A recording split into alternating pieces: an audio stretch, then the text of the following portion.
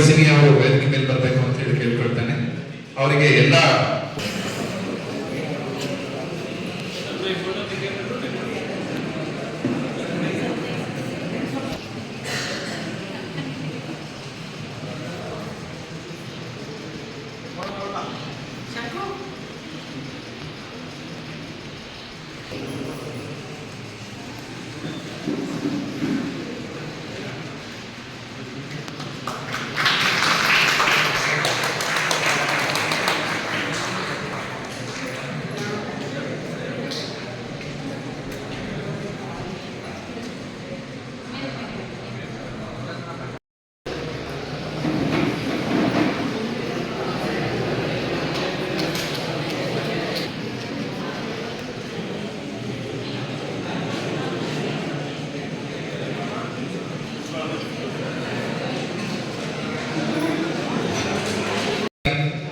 ಸಾಧಕಿಯ ಮಾತು ನಿಮ್ಮ ಮುಂದೆ. Over to you. ಎಲ್ಲರಿಗೂ ಗುಡ್ ಮಾರ್ನಿಂಗ್. ಏನ್ ಮಾತಾಡ್ಬೇಕು ಅಂತ ಗೊತ್ತಾಗ್ತಿಲ್ಲ, ತುಂಬಾ ಖುಷಿ ಆಗ್ತಿದೆ. ನಾನು ಓದಿರೋದಲ್ಲ, ನಾನು ಓದ್ಬೇಕು ಅಂದ್ರೆ ನನ್ನಲ್ಲಿ ಓಪೇ ಇರ್ಲಿಲ್ಲ. ನಾನು ಓದ್ತೀನಿ ಏನು ಗೊತ್ತಿರ್ಲಿಲ್ಲ. ನಾನು 10th ಅಲ್ಲಿ ತೆಗ್ದಿದ್ದ ರಿಸಲ್ಟೇ ಬೇರೆ, ಇಲ್ಲಿ ಬಂದಿರೋ ರಿಸಲ್ಟೇ ಬೇರೆ. ಆದ್ರೆ ಫಸ್ಟೇ ಬರ್ಬೇಕಾಗಿತ್ತು ರಿಸಲ್ಟ್, ಸ್ವಲ್ಪ ಲೇಟ್ ಆಗಿ ಬಂತು, ಪರವಾಗಿಲ್ಲ. ಆದ್ರೆ ಪ್ರತಿಯೊಬ್ರು ಲೆಕ್ಚರರು ನನಗೆ ಹೇಳ್ಕೊಟ್ಟಿರುವಂತ ಪಾಠ, ಅವರು ನಾನು ಹೇಳ್ಬೇಕು ಅಂದ್ರೆ ನಾನು ಮನೇಲಿ ಓದೇ ಇಲ್ಲ, ಎಕ್ಸಾಮ್ ಟೈಮಲ್ಲಿ ಓದಿದ್ದೀನಿ ಅಷ್ಟೇ. ಎಷ್ಟು ಚೆನ್ನಾಗಿ ಟೀಚ್ ಮಾಡಿದ್ದಾರೆ ಅಂದ್ರೆ ಕ್ಲಾಸಲ್ಲೇ ಎಲ್ಲ ಅರ್ಥ ಆಗ್ಬಿಡ್ಬೇಕು, ಏನು ಡೌಟೇ ಇಲ್ಲ.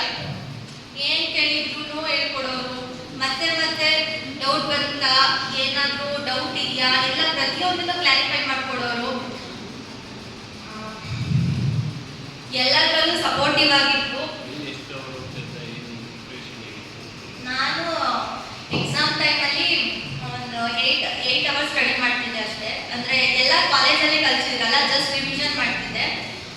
ಅವ್ರು ಏನ್ ಹೇಳ್ಕೊಟ್ರು, ಅವ್ರು ಏನ್ ಮೆಟೀರಿಯಲ್ಸ್ ಕೊಟ್ಟಿದ್ರು ಅಷ್ಟನ್ನೇ ಓದಿದ್ದು.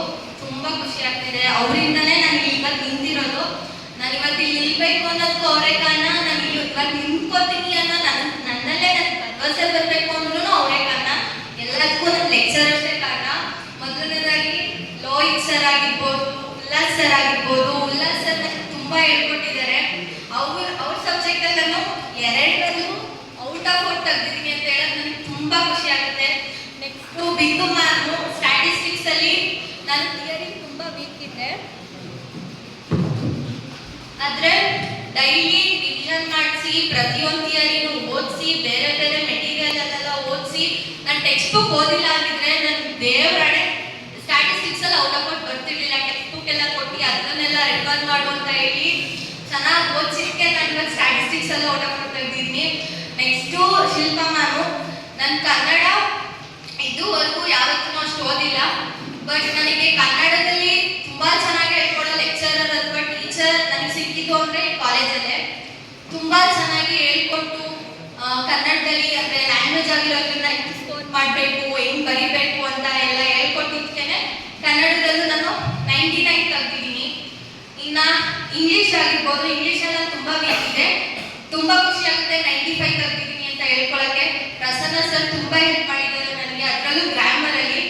ಅವರು ಸ್ಟಾರ್ಟಿಂಗ್ ಇಂದಾನೇ ಗ್ರಾಮರ್ ಅಲ್ಲಿ ಪ್ರತಿಯೊಂದನ್ನು ಹೆಂಗ್ ಬರಿಬೇಕು, ಯಾವ್ದ್ರಲ್ಲಿ ಮಾರ್ಕ್ಸ್ ಕಟ್ ಮಾಡ್ತಾರೆ. ರಿಪೋರ್ಟೆಡ್ ಸ್ಪೀಚ್ ನನಗೆ ಬರ್ತಾನೆ ಇರಲಿಲ್ಲ, ನನ್ಗೆ ಹೇಳ್ಕೊಟ್ಟಿದ್ದೆ ಪ್ರಸನ್ನ ಸರ್. ರಿಪೋರ್ಟೆಡ್ ಸ್ಪೀಚ್ ಅಲ್ಲಿ ಹೋಗಿದ್ದಿದ್ರೆ ನಾನು 95 ತೆಗಿತಿರ್ಲಿಲ್ಲ. ತುಂಬಾ thanks sir. Next Nutan sir ಆಗಿರ್ಬೋದು, ವರ್ಷ ಸರ್ ಆಗಿರ್ಬೋದು, ಯಶಸ್ವಿನಿ ಮ್ಯಾಮ್ ಆಗಿರ್ಬೋದು, ಸಂಧ್ಯಾ ಮ್ಯಾಮ್ ಆಗಿರ್ಬೋದು, ಇನ್ನ Zahara ma'am, Reshma ma'am, Kavyashree ma'am, Suvarna ma'am ಎಲ್ಲಾರನ್ನೂ ನೆನ್ಪು ಮಾಡ್ಕೊತೀನಿ. ಯಾಕಂದ್ರೆ ಫಸ್ಟ್ PUC ಇಂದ ಪ್ರತಿಯೊಂದರಲ್ಲೂ ಬೈದಾನೆ, ನಾನು ತಪ್ಪು ಮಾಡಿದ್ರೆ ಬೈದು ಬುದ್ಧಿ ಹೇಳಿ ನೀನು ಓದ್ಬೇಕು ಅಂತ ನನ್ನ ಮುಂದೆ ಕಳಿಸಿ